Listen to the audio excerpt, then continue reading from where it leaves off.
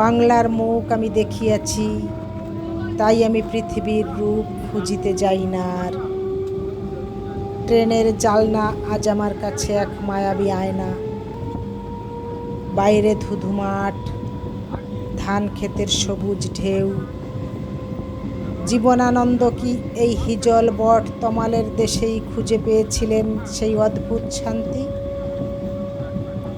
চাকার ছন্দে ছন্দে সরে যাচ্ছে মাঠের পর মাঠ, প্রান্তর থেকে প্রান্তরে চেনা বাংলার এই অবিনাশী রূপ। আমি যাত্রী হয়ে নয়, এক মুগ্ধ প্রাণ হয়ে দু চোখ ভরে দেখছি এই শস্য শ্যামল ঐশ্বর্য। হঠাৎ বাতাসের ঝাপটায় ভেসে আসে সর্ষের তীব্র ঘ্রাণ। মাইলের পর মাইল হলুদ রং, যেন কোনো এক মগ্ন কবির স্বপ্নাতুর চোখ। বড় বড় গাছগুলো ছায়ার মতো দ্রুত সরে যাচ্ছে পেছনে।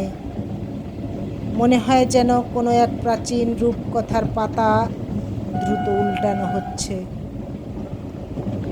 কলা গাছের নিবিড় সবুজ আর ওই হলুদ সর্ষের মেলা।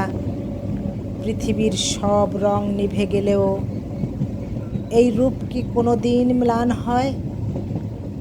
চলন্ত ট্রেনের এই কম্পন যেন জীবনানন্দের কবিতার সেই বিষণ্ণ অথচ গভীর কোনো পংক্তি।